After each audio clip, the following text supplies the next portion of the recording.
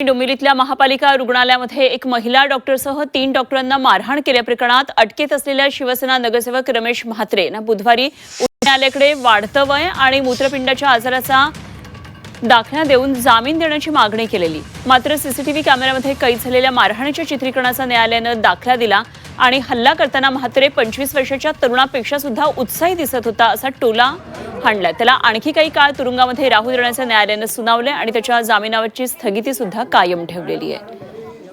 तर म्हात्रेला आणखी काही दिवस आतच राहू द्या, मुंबई हायकोर्टाकडून कानउघडणी करत संताप व्यक्त करण्यात आलेला आहे।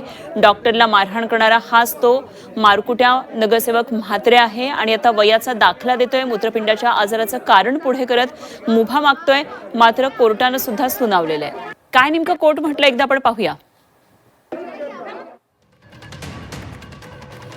लोकांची सेवा करणं की त्यांना मारणं हे तुमचं कर्तव्य आहे। एखाद्या वकिलानं वकीलपत्र घेणं टाळलं तर त्यालाही मारणार का?